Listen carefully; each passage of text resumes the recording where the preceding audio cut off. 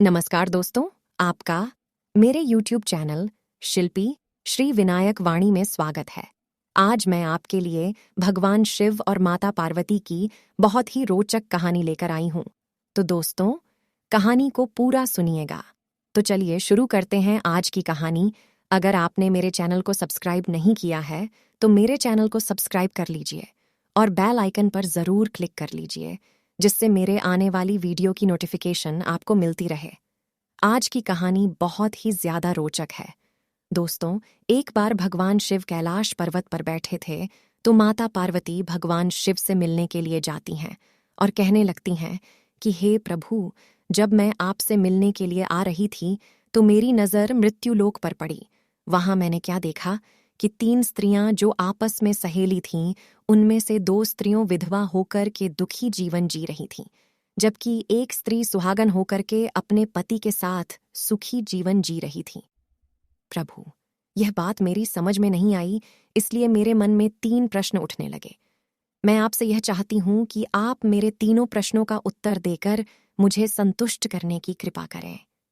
मित्रों, इस प्रकार माता पार्वती की बात को सुनकर के भगवान शिव कहते हैं कि है पार्वती, तुम मुझे अपने तीनों प्रश्न बताओ, मैं तुम्हें तुम्हारे प्रश्नों के उत्तर दे करके पूरी तरह संतुष्ट करने का प्रयास करूंगा। अब माता पार्वती कहती हैं, हे प्रभु, मेरा पहला प्रश्न है, कौन सी स्त्री समय से पहले विधवा हो जाती है? मेरा दूसरा प्रश्न है, कौन सी स्त्री को जीवन में कभी सुख नहीं मिलता? और मेरा तीसरा प्रश्न है, कौन सी चीज ऐसी है जो एक पत्नी अपने पति के मांगने पर भी नहीं देती? मित्रों, इस प्रकार माता पार्वती के प्रश्न सुनकर भगवान शिव कहने लगे, पार्वती, तुम जिन स्त्रियों की बात कर रही हो, उनमें से 2 स्त्रियों विधवा हो करके दुखी जीवन जी रही हैं, और वहीं पर एक स्त्री सुहागन हो करके अपने पति के साथ में अपना दुखी जीवन जी रही है। तुम जानना चाहती हो कि ऐसा क्यों है, तो मैं तुम्हें एक छोटी सी कहानी सुनाता हूँ। इस कहानी को बहुत ही ध्यान से सुनना। आधी अधूरी कहानी सुनने वालों को आधा अधूरा ही ज्ञान प्राप्त होता है, जो जीवन में कभी काम नहीं आता, क्योंकि तुम्हारे 3 प्रश्नों के उत्तर इसी छोटी सी कहानी में समाये हुए हैं। कहानी को यदि तुमने ध्यान से सुना तो तुम्हारे तीनों प्रश्नों के उत्तर तुम्हें अवश्य मिलेंगे और तुम्हें संतुष्टि प्राप्त होगी। माता पार्वती कहती हैं, मैं आपकी बात से सहमत हूँ, आप कहानी शुरू करो। मैं कहानी पूरे मन से सुनूंगी, और जब तक आप कहानी बोलेंगे तब तक मेरा मन किसी दूसरे स्थान पर नहीं जाएगा। तो मित्रों, कहानी शुरू करने से पहले आपसे मेरा निवेदन है कि आप कहानी के अंत तक बन रहे, क्योंकि आज की कहानी आपके लिए बहुत ही महत्वपूर्ण होने वाली है। तो चलिए आज कुछ नया सीखने हैं। भगवान शिव कहते हैं कि है पार्वती, सबसे पहले मैं तुम्हें उस स्त्री की कहानी सुनाता हूँ जो सुहागन बन करके सुखी जीवन जी रही है। देखो, जिस सुहागन स्त्री की तुम बात कर रही हो, वह सुहागन स्त्री एक राजा के नौकर की पत्नी है, और जिस नौकर की वह पत्नी है, उस नौकर को अपनी पत्नी पर पूर्ण विश्वास और भरोसा है कि वह पतिव्रता है, जिसकी महिमा वह अपने साथियों में बार बार करता है। अब देखो, एक दिन की बात है, उस राजा के नौकर ने अपनी पत्नी की प्रशंसा इतनी की कि बात धीरे धीरे फैलते हुए राजा के दरबार तक पहुंच गई। तो राजा ने अपने नौकर को बुलाया और उस नौकर से कहा कि तुम हर किसी से कहते हो कि तुम्हारी पत्नी पतिव्रता है क्या? वास्तव में आपकी पत्नी पतिव्रता है, आपको पूर्ण विश्वास है। भगवान शिव कहते हैं, पार्वती, इस प्रकार राजा की बात सुनकर के नौकर कहने लगा, महाराज, मुझे पूरा विश्वास है और पूरे से भी ज्यादा विश्वास है कि मेरी पत्नी पूरी तरह पतिव्रता है। अब उसी समय पर राजा का महामंत्री कहने लगता है, यदि मैं तेरी पत्नी का पतिव्रत खंडित कर दूं तो तुझे क्या सजा मिलनी चाहिए? फिर तो नौकर ने कहा, अगर तुम मेरी पत्नी का पतिव्रत खंडित कर देते हो तो महाराज मुझे फांसी लगा देना। अब राजा का नौकर भी मंत्री से कहता है, यदि महाराज मेरी पत्नी का पतिव्रत खंडित नहीं कर पाए तो इनको सजा क्या मिलनी चाहिए? तो राजा ने कहा, मंत्री को भी फांसी की सजा दी जाएगी। भगवान शिव कहते हैं कि है पार्वती। इस तरह मंत्री ने स्वीकार कर लिया और नौकर से पूछा कि क्या वस्तु लाऊं जिससे तू माने मैं तेरी पत्नी का पतिव्रत खंडित करने में सफल हुआ? तो नौकर ने कहा, मंत्री, यदि तुम मेरे घर से जाकर के मेरी विवाह के समय मुझे एक पटका मिला था और एक कटार मिली थी जो दूल्हे को देते हैं, वह मेरी पत्नी ने बहुत ही संभाल कर रखी है, जो सुहाग की निशानी मानी जाती है। यदि तुम वह पटका और कटार मुझे ला करके दिखा देते हो तो मैं मान जाऊंगा कि तुमने मेरी पत्नी का धर्म पूरी तरह से नष्ट कर दिया। अब भगवान शिव कहते हैं, पार्वती शर्त स्वीकार हो जाने के बाद में वह मंत्री शहर में जाता है और दूती से जाकर मिलता है। वो दूती हमेशा एक दूसरे से भिड़ाने का काम करती थी और जो काम कोई नहीं करता था वह काम करने में वह सक्षम थी। फिर इस प्रकार उस मंत्री ने उस दूती को अपने स्वार्थ के लिए बुलाया और दूती से कहा, देखो, इस नाम का एक व्यक्ति है, उससे मेरी शर्त लगी है। और फिर उसने उसे शर्त के बारे में उस दूती को सारा कुछ बता दिया। फिर वह उस दूती से कहने लगा कि कैसे भी करके उस स्त्री से मेरा संपर्क करवा दे, तुझे जितना धन चाहिए उतना धन दूंगा। भगवान शिव कहते हैं, पार्वती इस प्रकार मंत्री की बात सुनकर के दूती कहने लगी, भाई, तू उस औरत के बारे में बात मत कर। वह औरत पूरी तरह से पतिव्रता है, तेरी ओर थूकने की भी नहीं, तेरी शक्ल भी नहीं दिखेगी और उसके परिवार के व्यक्ति भी खूंखार हैं, तेरी खाल उतार लेंगे। तो मंत्री कहने लगा, ठीक है कि तुम मेरा उससे संपर्क नहीं करवा सकती है तो एक काम कर दे, उसके घर से जाकर के पटका और कटर चुरा कर ला दे और उसकी पत्नी के गुप्तांग के पास में यदि कोई चिन्ह हो तो वह चिन्ह भी देख करके बता दे, फिर मैं तुझे मुंह मांगा इनाम दूंगा। भगवान शिव कहते हैं, पार्वती यह बात दूती की समझ में आ गई।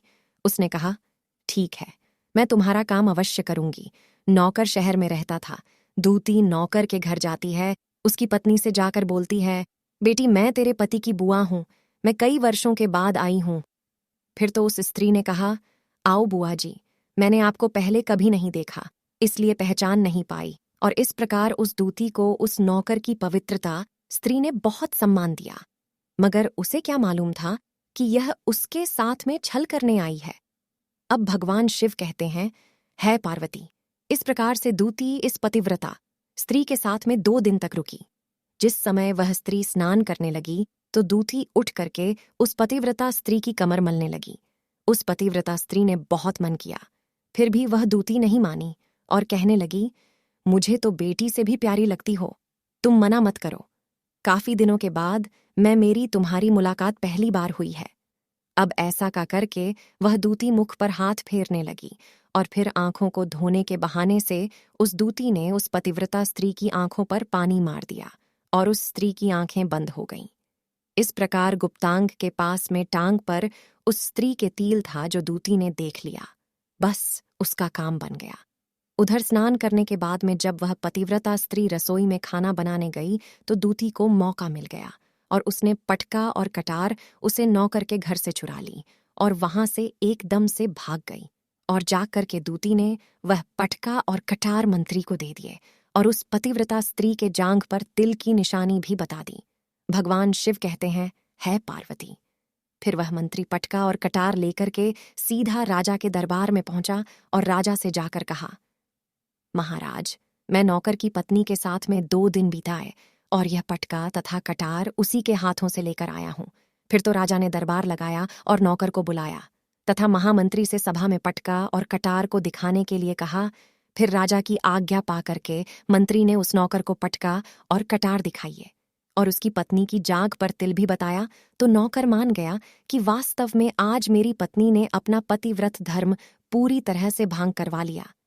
भगवान शिव कहते हैं, है पार्वती। फिर तो राजा ने फांसी का दिन 15 दिन के बाद में रख दिया और नौकर को 15 दिन के बाद में फांसी पर चढ़ाया जाएगा और इस प्रकार से नौकर से उसकी अंतिम इच्छा पूछी तो नौकर ने कहा, मैं अपनी पत्नी से अंतिम बार मिलना चाहता हूं।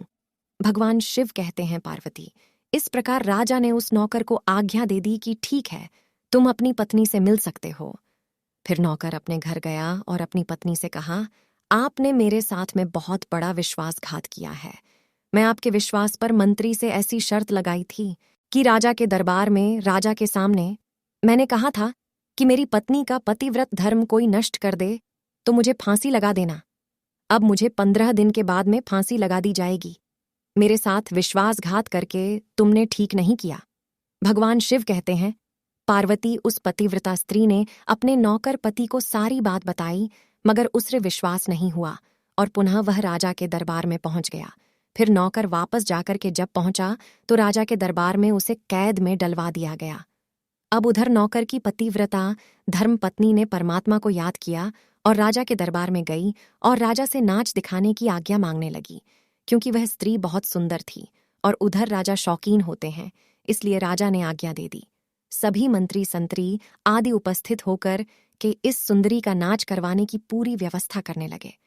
भगवान शिव कहते हैं, पार्वती, सब मंत्री, महामंत्री, राजा आदि दरबार में उपस्थित हुए और फिर उसे नौकर की पत्नी पतिव्रता स्त्री ने जब नाचना शुरू किया तो राजा को उस स्त्री का नाच बहुत ही सुंदर लगा और फिर राजा ने कहा, तुम मुझसे क्या मांगना चाहती हो? तुम जो भी मांगोगी मैं तुम्हें वही दूंगा।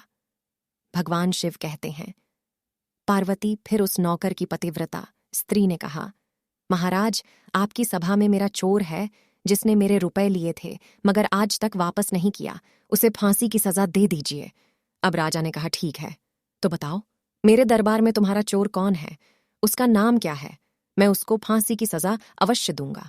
भगवान शिव कहते हैं, पार्वती, फिर उस नौकर की पतिव्रता स्त्री ने कहा, महाराज, आपका मंत्री मेरा चोर है, आप इनको फांसी की सजा अवश्य दें। उधर जैसे ही मंत्री ने सुना कि यह सुंदरी मुझे अपना चोर बता रही है तो मंत्री कहने लगा, महाराज, मैं कसम खाकर कहता हूं, मैंने इसका कभी कुछ नहीं चुराया है, मैंने इसे आज तक कभी नहीं देखा, तो मैं इसकी चोरी कैसे कर सकता हूं? मैं आज तक इसकी शक्ल भी नहीं देखी है। अब भगवान शिव कहते हैं, पार्वती, जैसे ही मंत्री ने कहा कि मैं इस सुंदरी की आज तक शक्ल ही नहीं देखी है, तो वह सुंदरी कहने लगी, महाराज, यदि यह मंत्री मुझे जानते नहीं है तो आप इससे यह पूछे कि यह पटका और कटार कहाँ से लाया है। मैं उस नौकर की पत्नी हूं जो आपके यहाँ पर नौकरी करता है और आप मेरे निर्दोष पति को फांसी चढ़ने वाले हैं। अब मैं आपको पूरी दास्तान सुनती हूं। यह जो आपका मंत्री है, इसने मेरे पास में अपनी एक दूती को भेज करके मेरी जांघ के तिल का पता लगाया और उसी ने यह पटका और कटार चुरा करके इसको ला करके दिए। और आपके मंत्री के द्वारा भेजी गई दूती जब मेरे घर पर आई थी तो उसने मुझसे कहा था कि वह मेरे पति की बुआ है, वह पहली बार आई है, इसलिए मैं उसको पहचान नहीं सकी।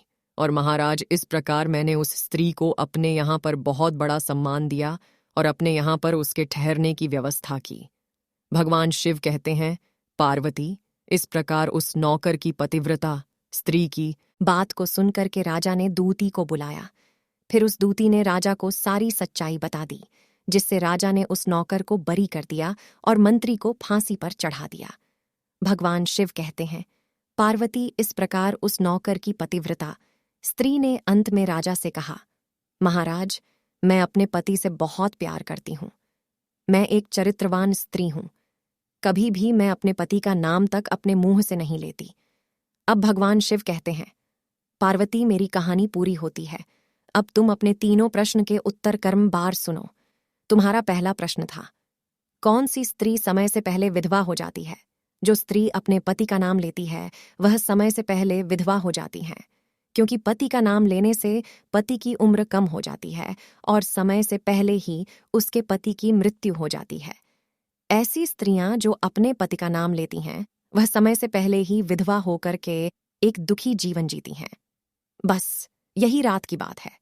तुम जिन 3 सहेलियों की बात कर रही थीं, उनमें से 2 विधवा थीं और एक नौकर की पत्नी थी जो पतिव्रता स्त्री थी।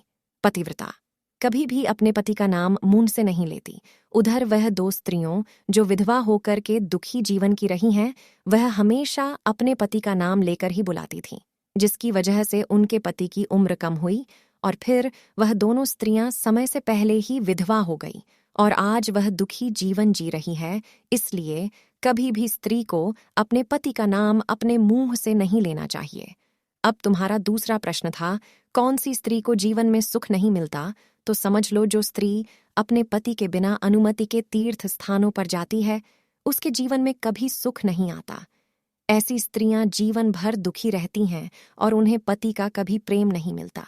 अब भगवान शिव कहते हैं, पार्वती, तुम्हारा तीसरा प्रश्न था कि ऐसी कौन सी चीज है जो एक पत्नी अपने पति को मांगने से भी नहीं देती?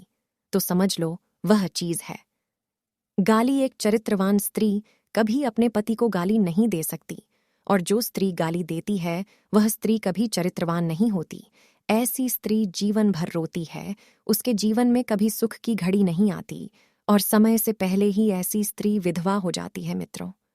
इस प्रकार कहानी सुनाने के बाद माता पार्वती पूरी तरह से अपने तीनों प्रश्नों से संतुष्ट होकर कहती हैं, प्रभु, वास्तव में जो स्त्री चरित्रवान होती है वह कभी दुखी जीवन नहीं जीती, क्योंकि ऐसे घर में लक्ष्मी का सदावास होता है और वह धन धान्य से हमेशा भरपूर भरा रहता है। ऐसी स्त्रियां हमेशा घर को स्वर्ग बना देती हैं। तो दोस्तों, यदि आपको कहानी अच्छी लगी हो तो हमारे चैनल को सब्सक्राइब करें और बेल आइकन पर क्लिक जरूर करें, जिससे हमारी वीडियो की नोटिफिकेशन आपको मिलती रहे, और कमेंट में ओम नमः शिवाय जरूर लिखें।